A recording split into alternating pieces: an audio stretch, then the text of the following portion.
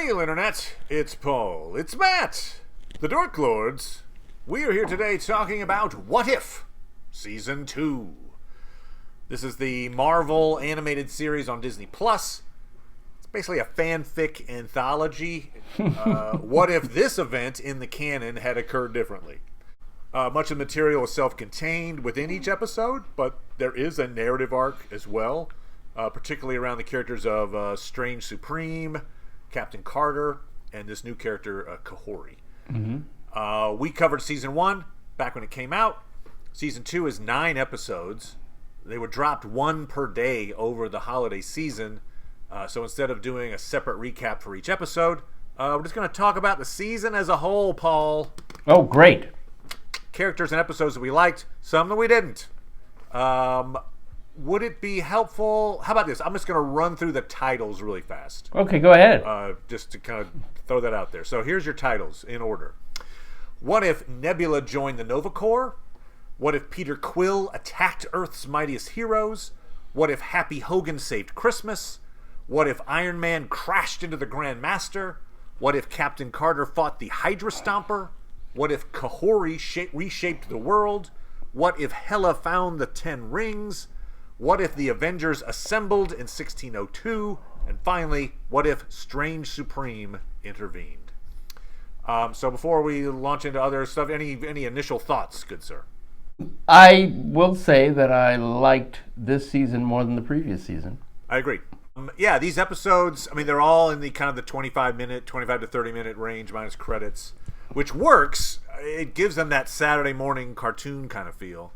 But I do feel like if I was going to give a criticism maybe across the board, it's that these stories, they try to tell too much story in 25 minutes. They're very plot heavy, and they just kind of leap ahead. I mean, like it's funny. In the contrary, I kind of like that. You like that feel? Like they're like, we're not wasting any time. Well, you know, the first thing that struck me about the first episode, Nebula joined the Nova Corps, is like, you know, they put a number of different twists in there, you know? And so by the time you get to the end where it's like, no, I knew about it all along. This is what I wanted. It's like, oh, okay, good. You know, it's like, it's not just like one note. So that's true. I agree that, yeah, there's a happy balance probably. I feel like maybe they went a little too far into rushing the story. But you're right.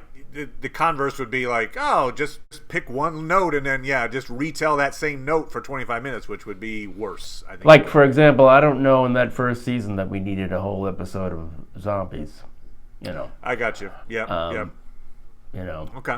Yeah, no, I get you. But, like, for instance, they did the retelling, essentially, kind of the first Thor movie, but they put Hela in the place of Thor. Yes. And so what was a 2-hour movie is now 25 minutes. And it just but to be honest with you, it's like, it actually makes me wish, like, wow, if they had done this story instead of Thor. Okay.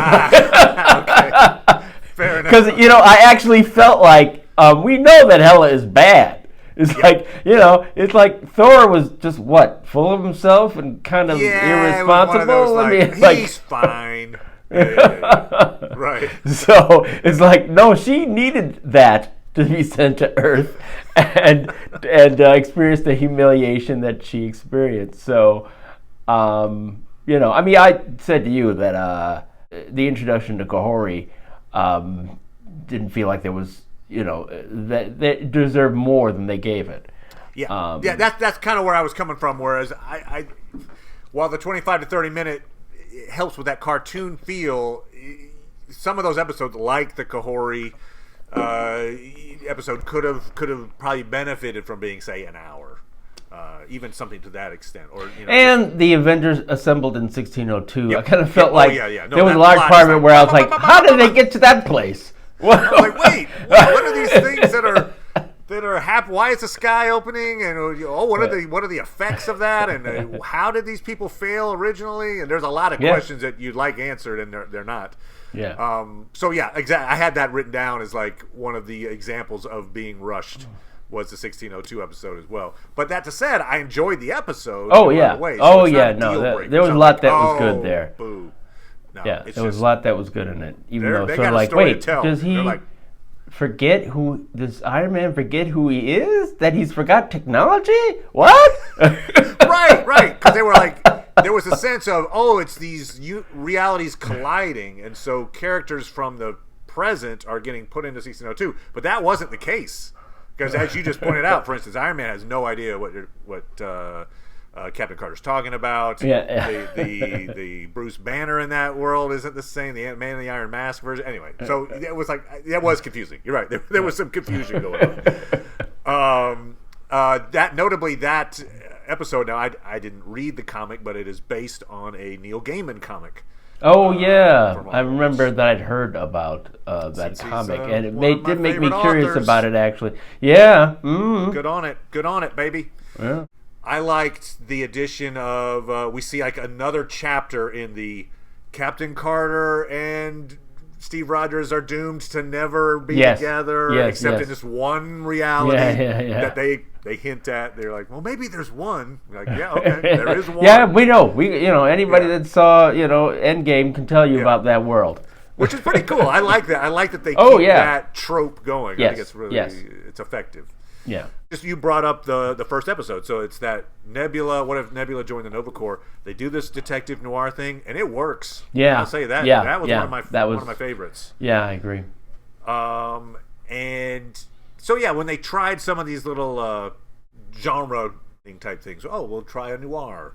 In the 1602, we'll put them in the Elizabethan era. Yeah. I thought those they did a pretty damn good job with it. Also, I liked the last episode. So the Strange Supreme intervenes. Yes. We get this little turnabout where Strange is trying so damn hard to bring Christine Palmer back. Yes. That he's he's just killing heroes and villains to try to sacrifice them to this forge to bring back the reality. And I love the bit. I love the way the story resolved. He did it. Yes. He did it, and yet by sacrificing himself, he died himself, so you'll never see it. Yeah. Like, that was great. Which, and it's even better than having him struggle forever.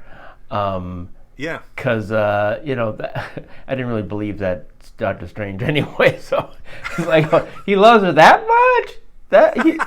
Okay. Yes, Paul. He does.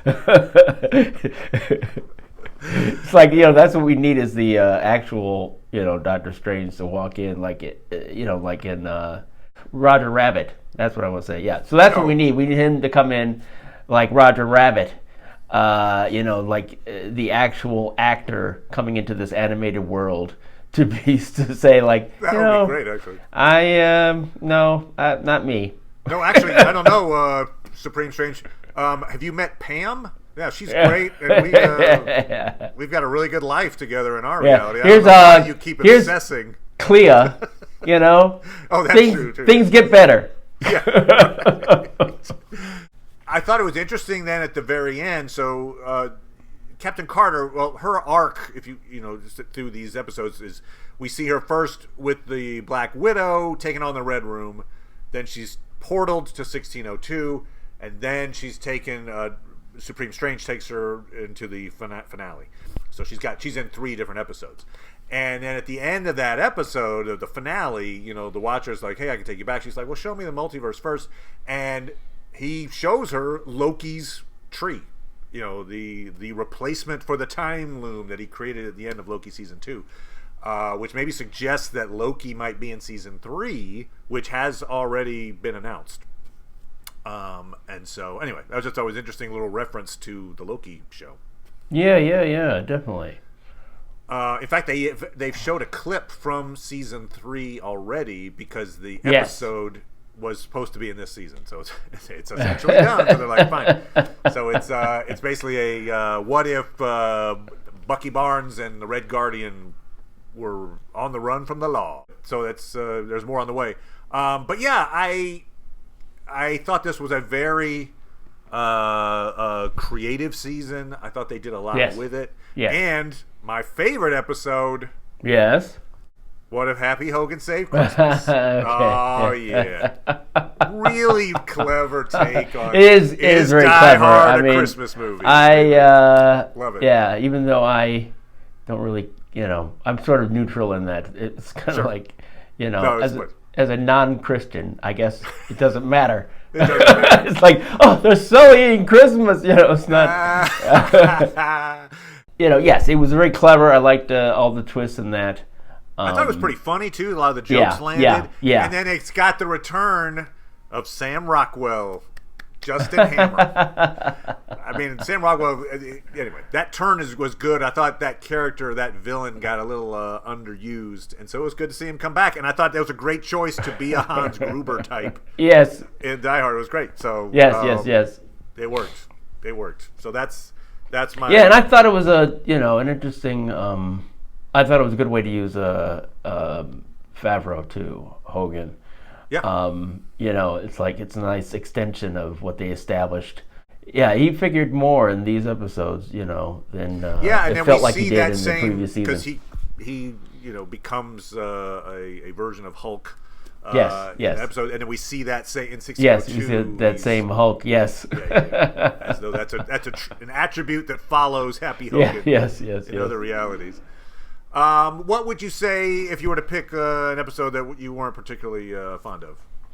So I was not crazy about the What If Peter Quill attacked Earth's Mightiest Heroes. That's my pick as well. All right, so we're in agreement that that's maybe the weakest of the episodes. Yeah.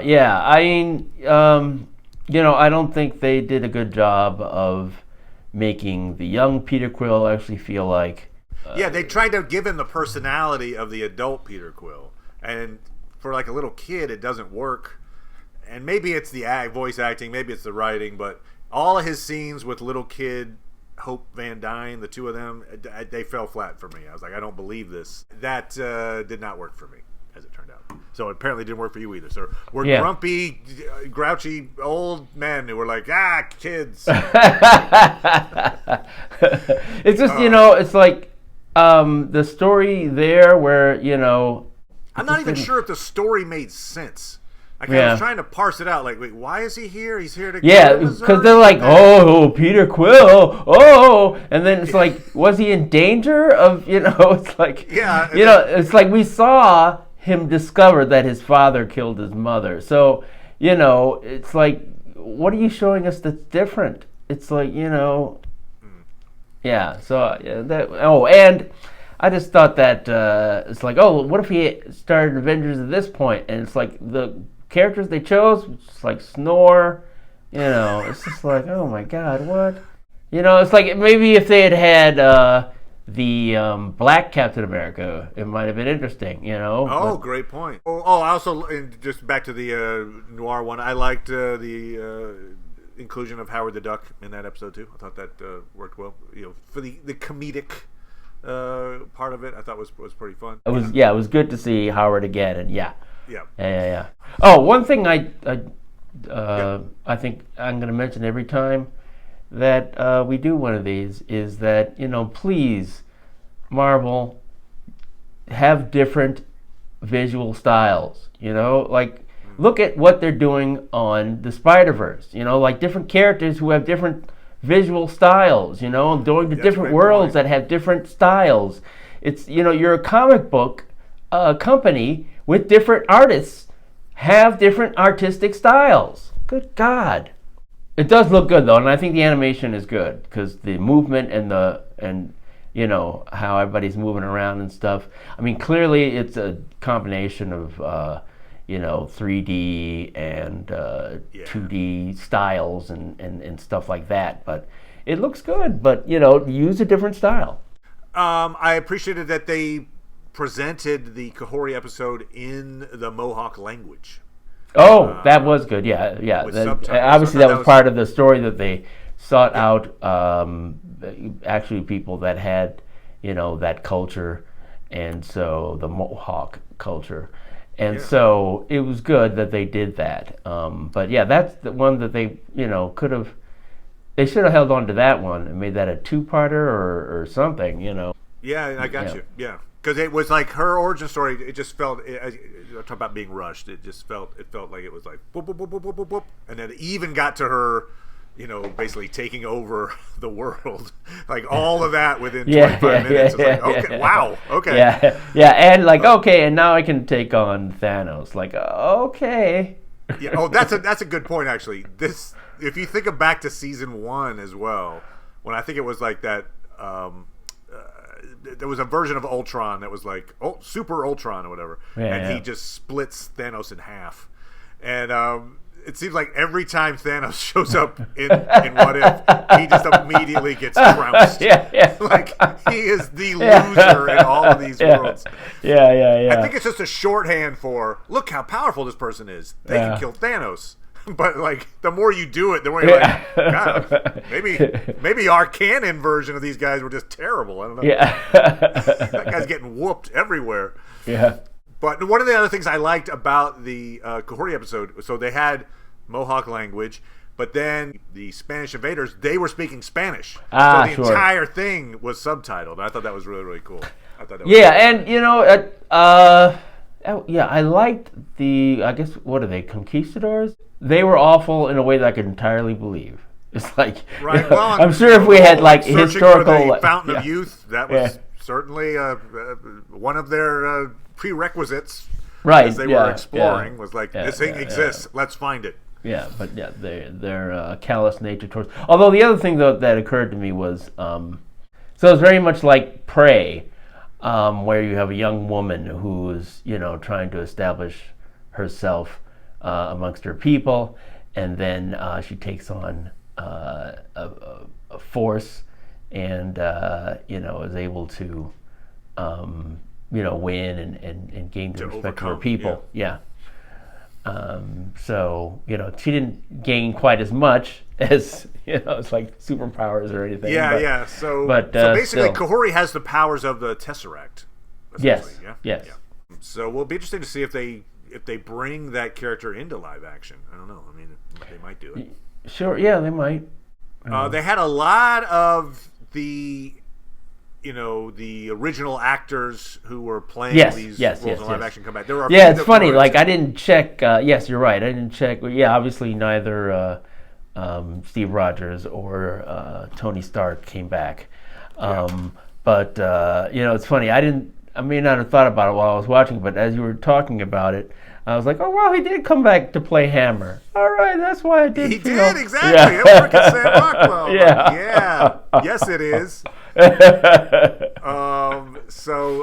Kate Blanchett doing a bunch of hella lines. It's interesting. Lake Bell is Natasha Romanoff. I think perhaps partly because she's done a lot of voice work.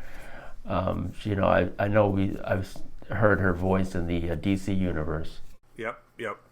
Benedict Cumberbatch came back. That would have been funny to see someone try to do that. Yeah, right, to do a Benedict. Now, I'll say this too. Jeffrey Wright nails it as the Watcher. Sure. He binds these shows together. Well done, Jeffrey. I wish they, this is nice. I mean, they need to talk more about, they should be doing more with animation, basically. They should have an animated feature, they should be having other series. I think, it's like it's funny, they brought in the TV shows that were done for ABC, and one of them was Peggy Carter, and this shows how rich actually that idea is. And so, why not have a Peggy Carter show? Why not an animated Peggy Carter show? Yeah, maybe if this is popular enough, and it's getting at least good buzz. I think people generally like season 2 of What If. Maybe it'll encourage them to do some more. Yeah, I've been looking around to see how other people are taking it. I think there's some kind of an X-Men thing they're going to be doing. Am I wrong on that? But there is. That's very much like the earlier X-Men cartoon. Okay. So I think there's it's from that era where it's more of that story. So, that'll be. I mean, I'll be curious to see how that goes because, especially since they're obviously not gonna stop there.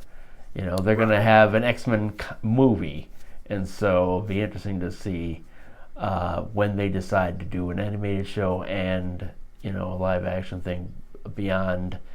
What is it, Groot? right, those little shorts. Yeah. So yeah. Anyway, thumbs up. It seems like we are both positive about What If Season 2. Yeah. Yes, we are. So yeah, we'll be back. Thank you as always, Paul. Appreciate it, good sir. Thank you. And we'll talk to everybody next time. Bye.